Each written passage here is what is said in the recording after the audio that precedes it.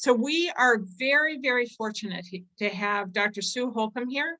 She is a retired animal vet and professor from MSU. She volunteers with Citizens Climate Lobby and is interested in the intersection of agriculture, the environment, and climate change. In her presentation, How Your Protein Choices Impact You and the Planet, she'll discuss a variety of ways to get protein from veganism to industrial feedlots, and how our eating choices impact the environment, our nutrition and health, and the humane treatment of animals. And I can't think of anybody better to educate us on that point. So Sue, take it away.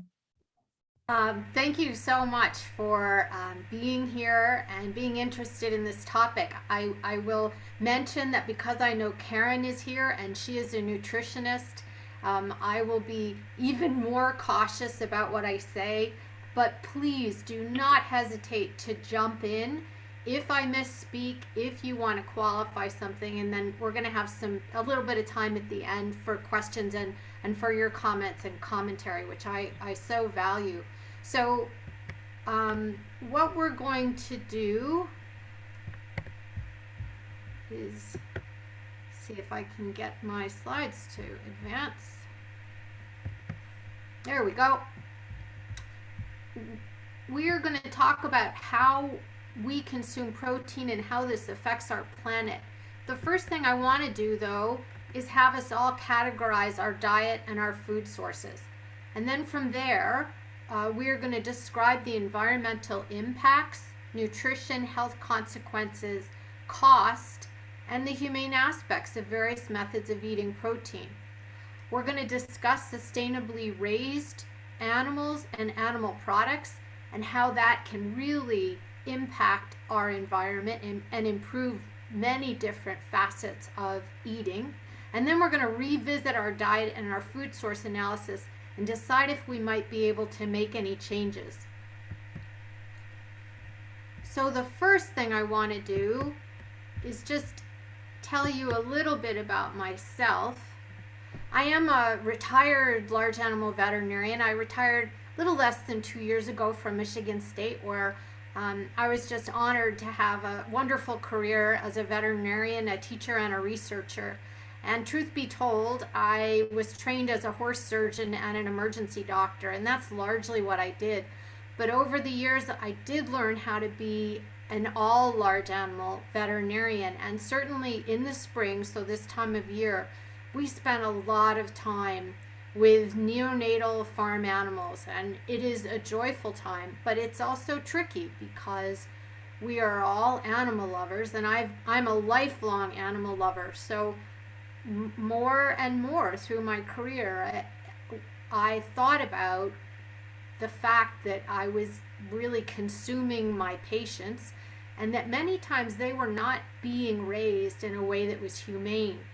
Later, I mean, it was probably the last 5-10 years of my career, I really began to understand how the animal industry and agriculture in general was impacting our environment, and it was an impetus for me to retire and see if I could address some of those issues.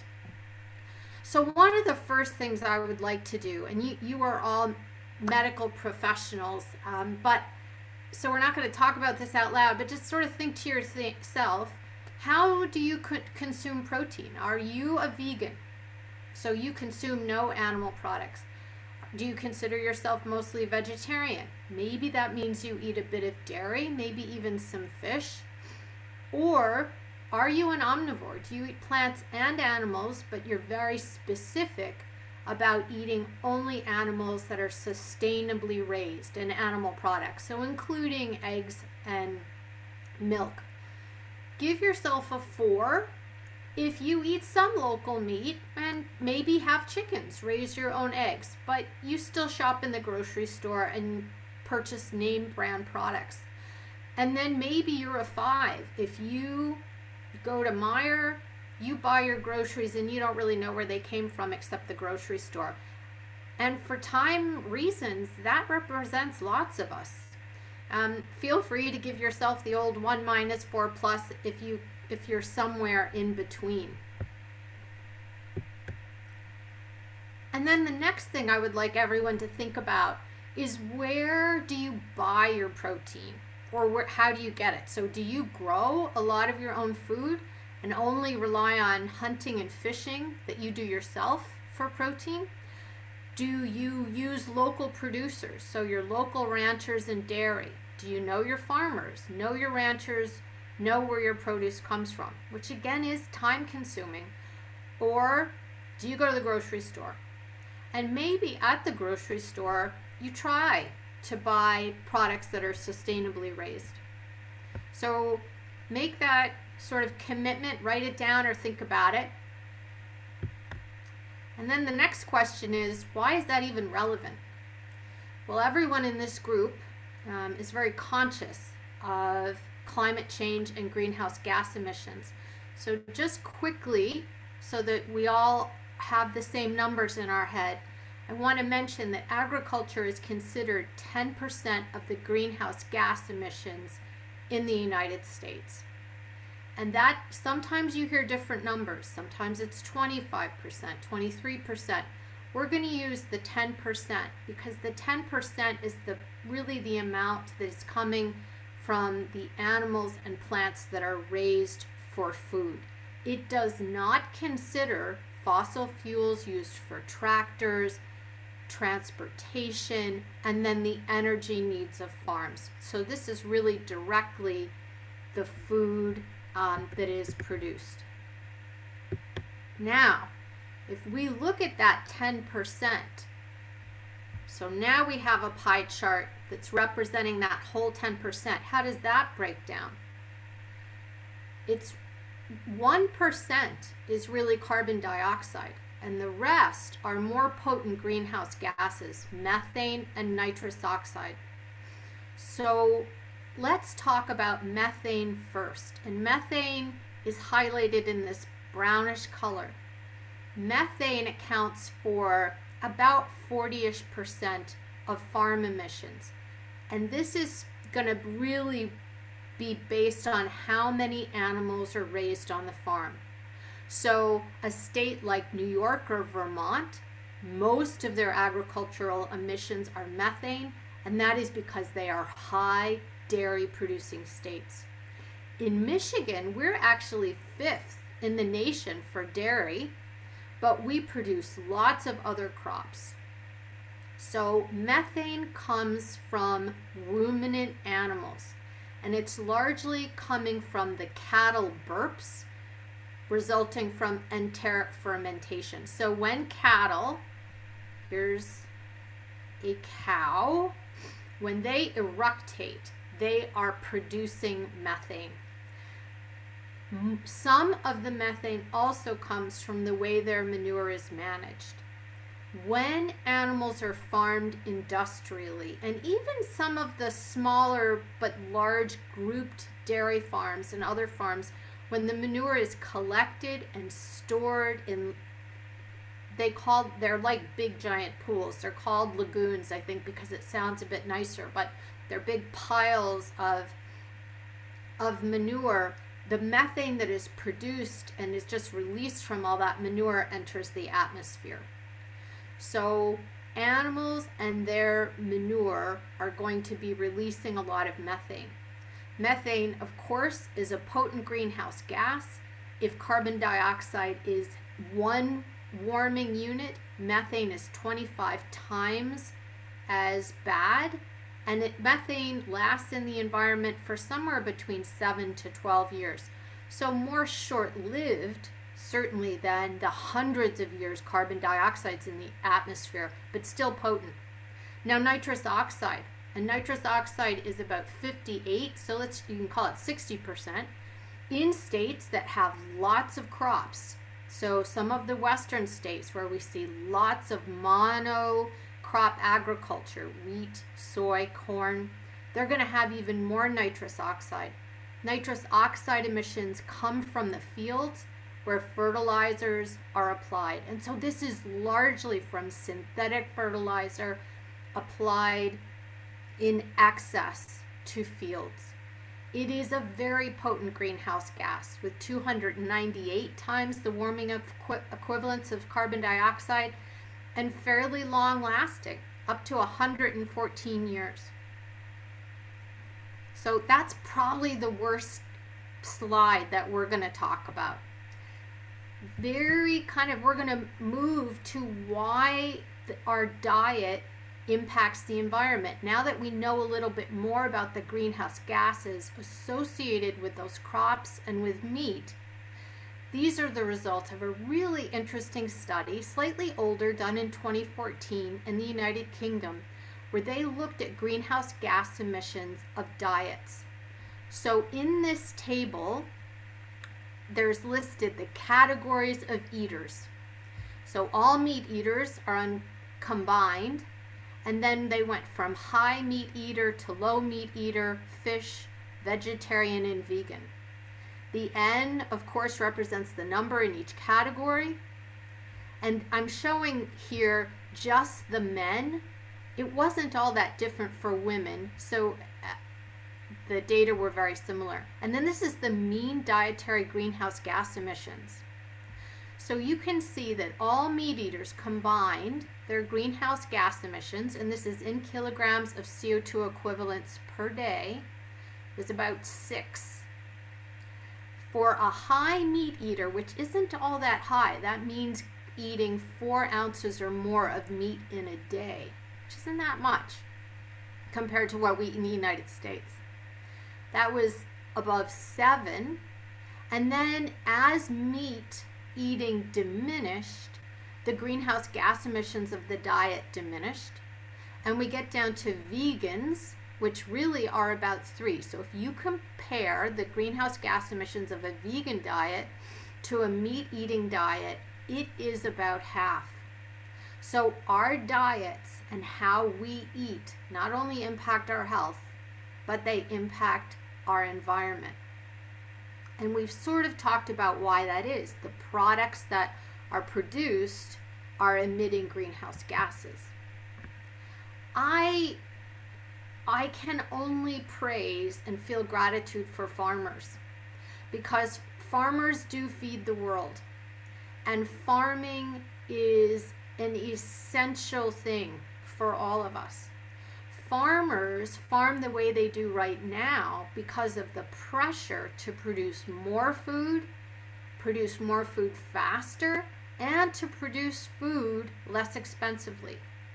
To do that, farmers adopted, and again, this has been over decades, synthetic fertilizers, pesticides, fungicides, increased irrigation, more tillage and plowing, monocropping, meaning where you grow one single crop. And this all led to industrial farming. It's why we have fewer small farms, although that is increasing now. So those are the pressures that led to the way that food is grown in an industrial way. Those pressures did a terrible thing and are doing a terrible thing. They are destroying our topsoil and creating what will be left, which is basically dirt that is not really going to support life. As this has happened, there's been increased pressure to use more fertilizer, more irrigation, more pesticides, because we are growing plants and trying to raise animals on substances now that can't support them. Therefore, it's really very important that we transition our agriculture to sustainable methods, what is then called, under a kind of an umbrella, regenerative agriculture and regenerative farming. That is a method that will allow this dirt to transition back to soil that is very absorbent, so it tolerates storms and heavy rain as well as drought. So much less irrigation is needed. It supports biodiversity of wildlife, but also of animals and plants that are needed to maintain soil. It promotes healthy soil organisms, fights disease, so we have much less need for fertilizers as well as pesticides, and it helps us produce much more nutritious food that is then full of vital nutrients. If we continue down the road that we are using industrial farming solely, we're going to run out of soil to produce food. That's simply going to happen. We're going to continue to contaminate water supply. We're going to continue to contribute to global warming and production of greenhouse gases. And we are going to continue to produce what Gabe Brown likes to refer to as a food-like substance that is not nutritious and is probably associated with disease. So regenerative agriculture, just to give you an idea, if you go past a farm and you see a lot of cattle grazing, those cattle, and this is becoming more and more common, these are cattle that are pasture raised and pasture finished before they are sent to slaughter to be locally to become meat products for people. And so when you see those animals, they are raised on pasture and then they are rotated through pastures so that they can actually contribute to the health of the soil. When you purchase food at a local farmer's market or directly from a farm, somebody mentioned the importance of community agriculture. You are supporting sustainable agriculture and regenerative methods. And these are methods that will grow multiple crops, that will maintain crops on the land consistently, that will diminish the amount of tillage needed. And because of all these things, because the soil is strengthened, it is going to diminish also the amount of energy that is used on the farm because there is less tillage, less need for fertilizer and for tractor use on farm. So we won't go into all of those things, but this is the push. When you hear people talk about regenerative methods for growing food, this is really what they're talking about, is a method to make more nutritious food with less fertilizers and sometimes no fertilizers, less pesticides or no pesticides because they're no longer required, and also be a more humane way to raise animals. So what do I mean by a more humane way to raise animals? So on the left side of the screen, these are some Angus or possibly Angus cross cattle that are allowed to graze on a pasture. And what will happen is after about a week, these cattle will be moved to another pasture where they will graze and defecate. So their manure will become part of that pasture. And the way they are tugging at grass and trampling on the pasture also contributes to the health of that soil. And many farmers are starting to increase the use of this way of raising animals.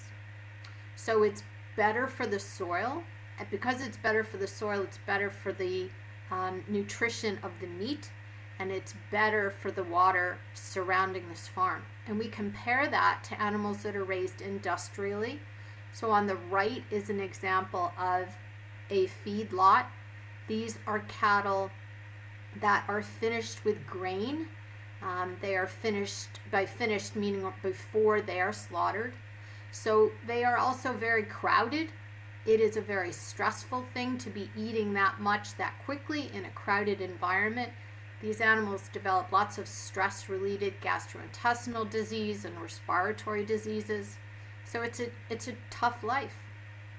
As far as the nutrition, in eating meat that is raised in a sustainable way, there are more omega-3s and antioxidants in that meat compared to industrially raised meat. And again, I don't want to tout that pasture-raised animals have lots of omega-3 fatty acids. It's only about 1/100th of what would be in the same grams of salmon, but they are much lower in monosaturated fats, it's much lower in calories, and so it is a healthier form of meat to eat. and certainly they have a lower carbon footprint. So, with all these benefits, why isn't all our meat raised this way? Well, there are probably, as always, political reasons for this. Industrial farms have taken over, and industrial feedlots, the way we get our meat. And it is much cheaper to raise animals that way, and it's expensive to raise animals in a sustainable way, at least more expensive. We want and expect cheap food. And now, these data are somewhat old, so from 2015, we probably in the United States, we spend, depending on your income, but about 10% of our income, our disposable income, on food. That's very low compared to the rest of the world, and it's actually very low compared to what we used to spend even in the 1940s, about a quarter of our disposable income. So people are used to having not only lots of choices, but not having to spend very much money for the food they eat. So you can walk into a grocery store, and I love the Meijer company, so I do not mean to pick on them at all, but I just checked an advertisement for a New York strip steak at Meijer, which is usually priced at $13.99 per pound, and last week was on sale for $7.99 per pound. And that a similar amount of meat purchased at a farm, this is where I get my meat, Apsey Farm, which is in Lake City, just south of Traverse City. Their New York strip steak is $22.99 a pound. So $10 more per pound. This is humanely and sustainably raised. It is providing better nutrition, but there is no question that that meat is more expensive. So, in addition to the way we raise our food being important for nutrition, being important for the environment, and for the humane well-being of animals, food is also a social justice issue, and I am sure this is a common theme for those of you in the human medical profession. We need to decide how we can make locally sourced, sustainably produced food accessible to everyone. Not just people that have lots of extra money and time that can go to the farmer's market on the weekend, but this includes people that are working 2 to 3 jobs to make ends meet, that are low income people. Studies show that if we consume sustainably produced food that had superior nutritional value and fewer toxins, our healthcare costs in this country would be dramatically lower. So we would actually save money if we could all eat this way, and if we could make sure that everyone had access to good quality, healthy food. Diseases that are associated with eating a Western diet, including obesity, type 2 diabetes, hypertension, and more, these would diminish dramatically. Not to mention, people would feel better. So I think this is a big problem that's going to take a while to figure out and answer, but it's something that we're going to need to do if we really want sustainable agriculture to replace industrial farming in our country. I would be remiss if I didn't mention a little bit about alternative meats and milk products. This is a pretty big industry, although billions of dollars don't sound that big anymore. It's funny how quickly trillions took over for billions, but alternative meat products and milk product industry is a $6.3 billion industry, and this has grown dramatically over 10 years. And so I don't know how many of you have tried some of these products. I've tried a number of them, and I think they're really good. Beyond, pardon this pun, but beyond alternative meat products, there are lots of great ways to get protein, and eating plants. And so I was just looking, as I was putting this talk together, different content, protein content of different things. And Lentils are a great source of protein because they're legumes, but not every lentil is the same. And these French lentils, or the, I think it's pronounced le paille lentils, 36 grams for a cup of protein in these cooked lentils. And lentils can be delicious. I started thinking a little bit about why do people eat meat? And most people, when they think about a grilled steak or a piece of meat that they really like, if you were to just take that meat and not season it at all and put it on either in the oven or on a grill, it would taste much different. And so if we think about sometimes the seasonings, the things that we like in meat, you can easily apply these to other plant sources, which isn't to say everyone needs to be a vegan. I am not. My husband is a Western Canadian meat eater, and so we do have meat in our diet. But we are also slowly diminishing the servings of meat and incorporating more meals in the evening that don't have meat. But that becomes a very personal thing, and something that we eat the way we eat, not just for ourselves, but for our family and our community and the people that we are sharing meals with. So, what I would like you to think about just for a minute is knowing maybe now a little bit more than you did before we started this presentation about where protein comes from, how it impacts the environment.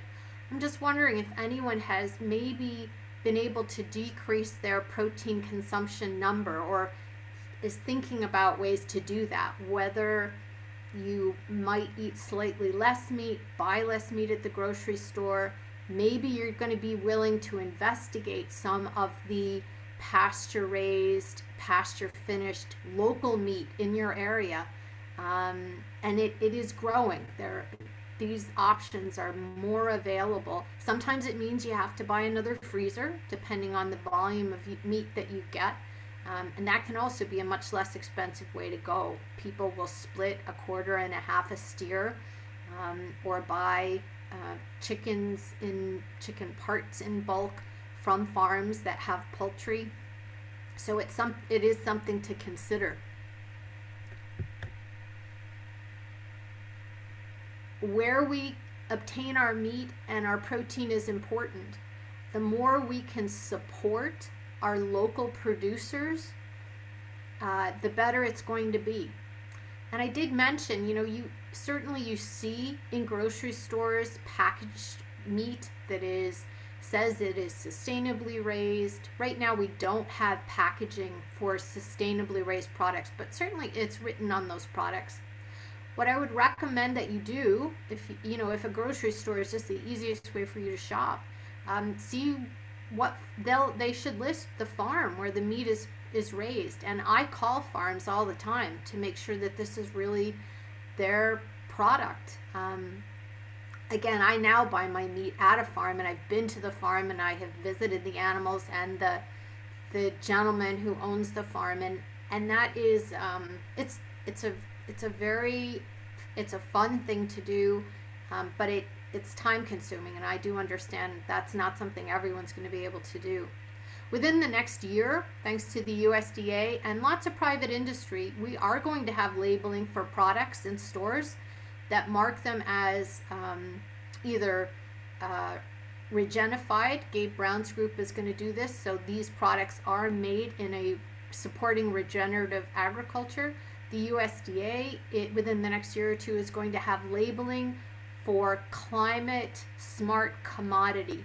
And then some people actually think over time probably we will have labeling for what is the carbon footprint of our food. So I think we're going to get there, and it's going to be easier to make these choices. In conclusion, I just would like to mention one thing. This was an article that I read in the Christian Science Monitor, and it's called "Burger Shaming is Out: Coaxing Carnivores to Climate Conscious Eating." And I'm surprised he didn't say is in, Stephanie Haynes's article. And it really talks about how to have a conversation about diet and how diet impacts the environment. Shaming people, I think in many ways has never ever worked. But if we can feel that we are being inclusive, right? So 90% of Americans are making the change to eat less meat. And then interestingly enough, restaurants have found that the language in their menu is important.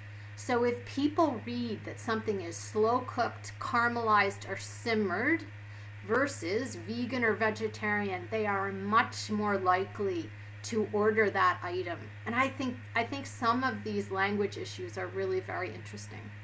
So I'm concluding right there. I welcome your comments and questions. I would love to hear from Karen, especially if I said something that is incorrect, so you could correct any mistakes that I made. Thank you so much.